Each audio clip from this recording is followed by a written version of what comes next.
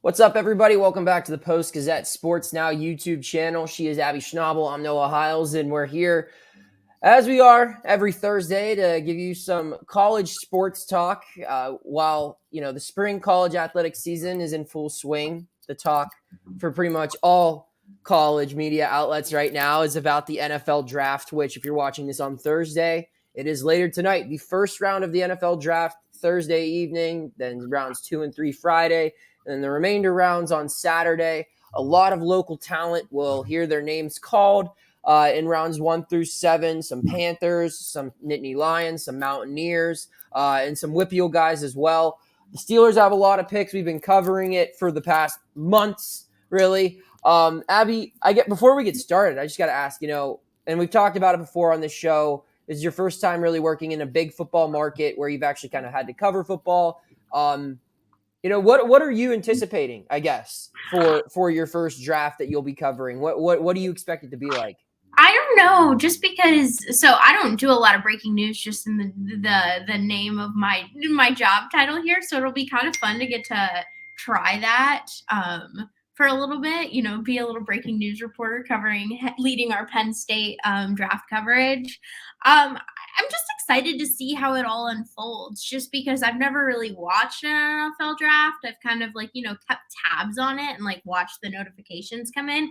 But I'm gonna turn it on and I'm gonna watch and I'm gonna listen for these Pitt guys, listen for these Penn State guys, and I'm kind of just excited to see the reception all around it and just really see it, because I've covered an NBA draft, but that's a different Yeah, beat. totally different. Totally different, totally Yeah. different. And so I don't know. I think I'm just excited to see it with fresh eyes, because, some people have been doing this forever and are like, oh, it's draft season. And I'm just like, I don't know, might be fun.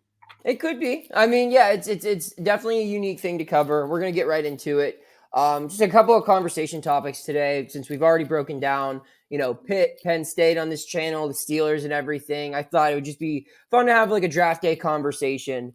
And the first question I wanted to throw out there. So Pitt and Penn State both have like 9 to 10 guys in the mix for being drafted.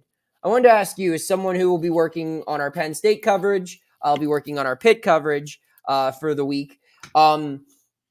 Which program gets more guys drafted this year? Is it Penn State or is it Pitt? Typically, it's Penn State, but Pitt has a pretty strong class this year. Who do you see getting more names called in rounds 1 through 7? Yeah, I mean, I think when you look at the numbers game alone, is Pitt has more players, so that just gives them more odds. Obviously, that's a cop out though, just the numbers game. But I kind of, I think it's going to come down to some of these guys on the bubble, is what I'm going to call it, that could be drafted but might not be drafted, and I just don't know how many of those from each team is going to get in, and I think that's going to be your determining factor, because I mean, I think it's pretty widely accepted that each team is going to have 5 to 6 guys drafted, and then it just has to do with those last 4. But I went through and I broke it down, because I think the even more interesting thing is how many of them do have, or who has more day 1, day 2, day 3 picks, just because I find that a little bit more fascinating than just the numbers overall. And when you look at it, both teams only really have one day 1 pick. Yeah. Penn State with Joey Porter Jr. and Pitt with Kalijah Cansey. And then it kind of gets interesting from there, because, you have guys on both teams that could go day 2, but could go day 3. And what I'll be looking at the end is who had the more higher draft picks to kind of judge who did better, per se. And not that there's anything, no, there's not a winner here, but I just think it'd be interesting to see, because you do got guys like, I mean, Drew Scruggs for Penn State, he could go day 2, day 3, but you've got Abanikanda and Carter Warren, who are in the same boat, that could go day 2, day 3. And then to keep calling more names, you got guys like Eric Hallett II, who could get drafted. We've talked about that, but he also might not. And so I think right now I'm going with the Pitt getting more guys, just because I like the chances of some of these undrafted or potentially lower on the list guys more than I do some of the Penn State people. But I don't know, Penn State just gets a lot more national recognition than Yeah. than a Pitt program does. So maybe that's the defining factor. What about you? What do you think? I also think it's Pitt, and I think the difference is going to be made on day 3. Mhm.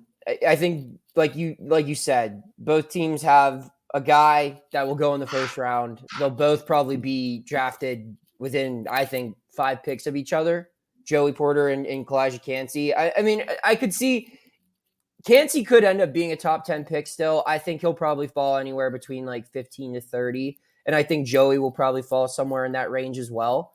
Because neither are the best at their position group, but both of them are pretty highly touted. And I think both will have pretty strong NFL careers. I think Penn State probably has the only lock for day 2 in Jair Brown. But you look there, I mean, they have it, like you said, Scruggs is a fringe guy for day 2, day 3, and Pitt has a couple of those in Abanikanda and Warren. But day 3, I mean, you're going to hear a lot of Pitt Panthers names being called. If Abanikanda and Warren don't go in the 3rd round, they're going to be instant 4th round picks, in my opinion. And then Servassier, Dennis, Brandon Hill, Habakkuk Baldonado, I think they're all locks to get drafted. Eric Hallett, from what I'm hearing, I think the expectation is for him to get drafted as well. I've spoken with some people close to him that they fully anticipate him to hear his name called probably in the 7th round. I wouldn't be surprised if it came from a team like the Texans. He grew up in Houston. He had a workout with them. I could see that being the case. Whereas like Penn State, we get to day 3, you have Parker Washington, who I thought early on might have been like a day 2 pick, but it definitely looking like he's a day 3 guy now. And Brenton Strange, the tight end. But after those guys, I mean, you really don't have any locks, I guess you could say. So it looks like Penn State has like 5 guys with maybe 4 more on the fringe if something plays out right. I think Pitt has like 6 or 7 guys with 3 or 4 more in the same spot as the Sean Cliffords and the Mitchell Tinsleys of the world of Penn State, of those in those categories. So, and granted, like you could see a team take a flyer on Sean Clifford because he's played a lot of football games, and maybe they want an experienced backup late in the 7th round. He could be like a Mr. Irrelevant pick, like we saw Brock Purdy last year. You could see Mitchell Tinsley just being one wideouts in the 7th round or a crapshoot. One team has to like you for some reason, and that could happen with him. And the same could be said for Jared Wayne or Marcus Minor, a guard from Pitt. But overall, I just think Pitt probably has the deeper class this year. I think that'll be different next year. But right now, yeah, I think day 3 is what separates these two, where there's going to be more guys in rounds 4 through 7 from Pitt who scouts will draft. They performed well in the combine or at the pro day, and they're NFL ready. Where Penn State's fringe guys, I think, they'll have more undrafted free agent signings. Does that mean they're all going to pan out? The ones who are drafted from Pitt? I don't know. I mean, we've seen in this league numerous times, guys, undrafted free agents, especially at positions like defensive tackle, edge, wide receiver, make it work. And so that's why the draft's fun, though. But overall, yeah, I think Pitt will have a more active 3 days in Kansas City. My next question. So a couple of other guys with connections to these 2 schools that we've talked about are big-time first-round prospects, but they will be credited to a different university. That's Will Levis from Kentucky, former Penn State quarterback, and Jordan Addison, former Pitt receiver turned USC receiver. My question for you is this, Abby. We're in a new era of college sports, and this is kind of just like a fun question. When Addison gets drafted or Levis gets drafted, are Pitt and Penn State fans able to claim them as their own?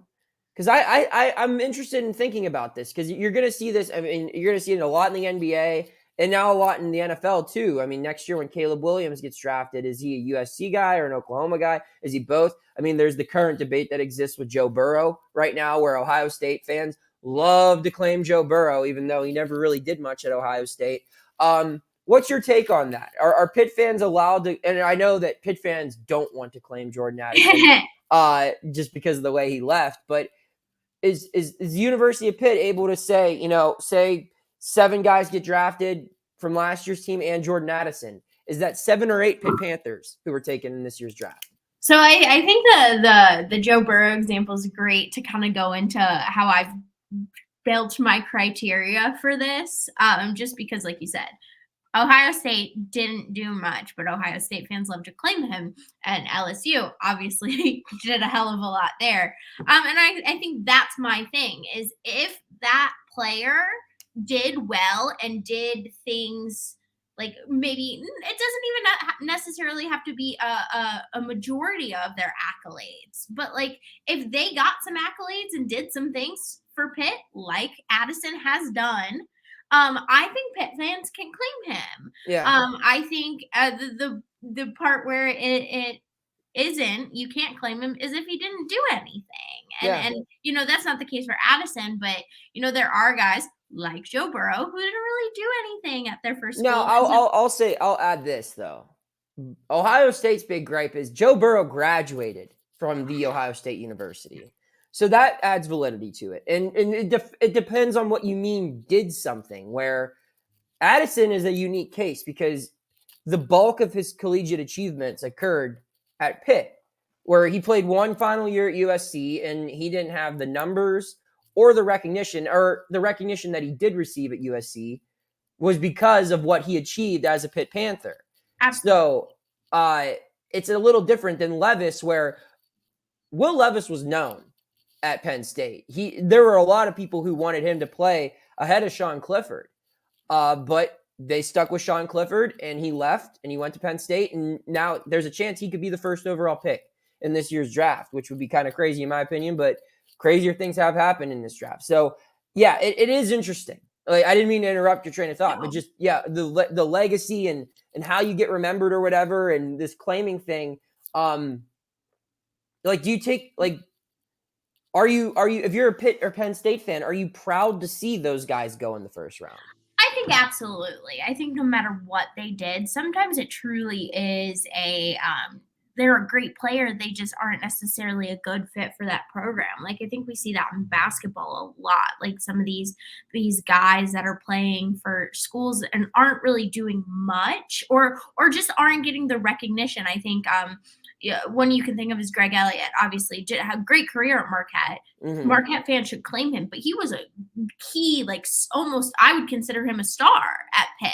Yeah. And I think you think of things like that is like you're going to be proud. Like people, I know Marquette fans, and Marquette fans were proud of guys like Greg Elliott, and it's just sometimes it's not necessarily you can't be a star somewhere, you can't fit into the program, the system as well as you could somewhere else. And I think especially in this day and age, if you're getting upset about people transferring, certain situations obviously are different, but if you're getting upset for someone for transferring because they want to explore a different opportunity that could be better for them, like I think that there's no room for that in this day and age of the transfer portal, just because guys are flipping willy-nilly and that's okay sometimes. Sometimes they're not getting playing time, and they came to college to play. And so I think I went to Loyola Chicago, so it's not like I have any guys to be like, yeah, I'm so proud of them getting drafted in the NFL. Mm-hmm. But like, any transfers, like I still follow them. Like I'll still follow I mean, there's a lot of Loyola guys that I still follow, and I think you're allowed to be proud of them no matter where they are. And again, like I said, some certain situations are different, and there's a little bit of a bad taste in your mouth with them leaving. But a majority of the time, I feel like it's really them just trying to get a better opportunity, and you can't fault people for that. Yeah, I think it depends on context too. Absolutely. Like you said, like there are guys where, for example, John Morgan, who just left Pitt this past year to play at Arkansas, where he has 1 year of remaining eligibility. His logic, his reasoning, as he explained, was, I don't want to hold down this position here. There is a logjam of talent on the defensive line. I've started multiple years here. I would be hurting the program. I don't want to stick around here and they lose guys with 2-3 years of eligibility just because I refuse to leave because of a rule that was put into place over a crazy, unexpected, unprecedented situation with the pandemic, giving everyone extra eligibility. So, like, if he gets drafted next year, Pitt fans should be happy. But I think there's other things where fans should feel okay being frustrated. Yeah. When you see Jordan Addison going in the first round, you're thinking, man, imagine what our record would have been if we had him. Or more importantly, Will Levis, where Penn State's quarterback, Penn State needed to win one of two games against Ohio State or Michigan, and it would have been in the playoff this year. And when you see a quarterback go first overall, and then your quarterback probably not be selected with any of the 259 picks in this year's draft, you got to think, maybe that guy would have helped us beat Ohio State or Michigan and got us to the playoff. Those types of scenarios are frustrating. Now, if you're Ohio State and you look at it like the Burrow thing, it's like, we had a good quarterback as well. They had Cardell Jones, and then they had Haskins, and then they went straight to Justin Fields, and like it all worked out pretty well for them. So they couldn't be upset. But those two specific guys with Levis and Addison, those guys probably would have made a difference, especially Addison, just because I don't know if James Franklin would have really benched Sean Clifford for Levis. It seemed like they were pretty committed to him, but I think both of them probably would have made the teams better last year. So I feel the frustration. I do think it is a feather in your cap as a program saying, look, we're able to land talent, and like you can never predict who's going to stay or who's going to go. And sometimes it's out of your control, especially like the Addison thing with Pitt. But I think it's you should definitely be able to claim them as far as bragging rights as a program. And, players like Addison, they helped you win a championship. You definitely should be proud for them too. Yeah. But that's just my thoughts. And that's just her thoughts. Weigh in with your thoughts in the comment section below. Hit that subscribe button if you haven't already, and keep following along. We'll have a live draft show on this channel for the first round, I believe, and we'll have tons of coverage at Post-Gazette.com. She's Abby Schnable. I'm Noah Hiles signing off, Sam. We'll see you again soon. Thank you for checking out this content from Post-Gazette Sports. If you liked the video, please like it and subscribe to our YouTube channel. If you enjoyed it on Apple Podcasts, please rate us 5 stars on Apple Podcasts. For 6 months of digital access to Post-Gazette.com for just $6, click the link down in the description.